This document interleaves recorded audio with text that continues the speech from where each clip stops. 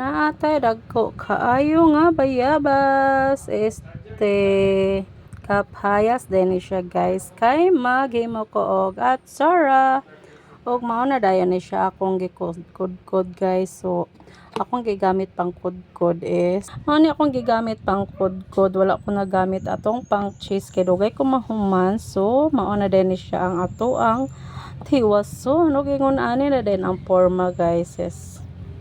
Himoon ako ni siya og atsara kay daghan naman kayo ta og kapayas dira sa likod. So para mapuslan i-atsara nato siya kay dugay makani siya madaot o libre na pang sudan. Atuan na din yung tiwason guys. Ginangion na din po na siya.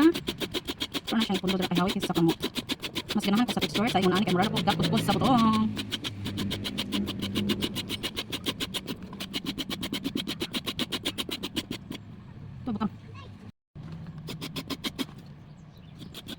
Nga mahal lang sa atong kamutan guys. Grabe na kay tulong na kabuk akong gikudkoden.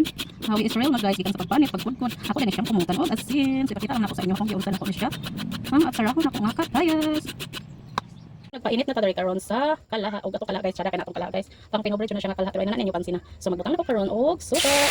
Ako ni siyang butangan ka akong i-atsara nga kapayas. Sa una guys, atsara gapon ko og sayo kilami gapon sa sayo og karon sa sagol. So for today's video paano nga akong buhaton puro lang gid ni siya kapayas nga atsara. Kay layo man ta dito sa halong so di ba? Atsara lang sa ato ang gamiton diri nga kapayas. Ang mga panakot na ateloya, atral og sibuyas, bombay ug ato lang din ni siyang ipang lono diri sa ato ang suka. Ato na din siyang hulatan nga mabukal guys kay para maluto gid na siya ang mga panakoterns. Mao din ni siya ang atong i-atsara guys. So kapayas na siya guys, kapayas mao ni akong gikuskus kaganina. Butangan na lang din nato ni siya og brown sugar. So sweet and sour ni atong himuon guys para mas lami. Og kani dayon liso sa paminta.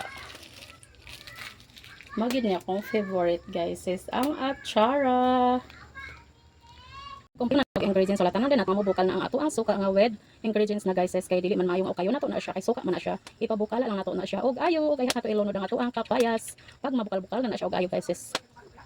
Nagbukal-bukal na siya ato na din ilunod ato ang kapayas. Uy, lami kay niyang ako gibuhat ron nga atsara.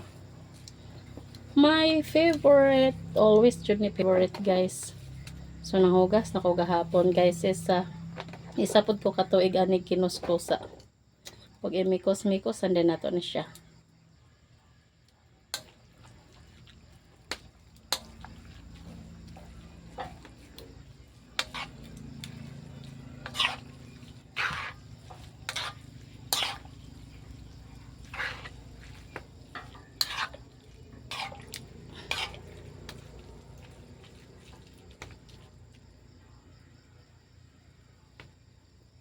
Mao na din ni siya ang ato ang finished product nga atsara. Lami kani siya guys, ipares nimo sa humba, ipares nimo sa sinugba, og bisan unsa pa nga parisan nimo ani guys is dugay pud kani siya madaot. And that's it everyone. Thank you for watching. Follow for more.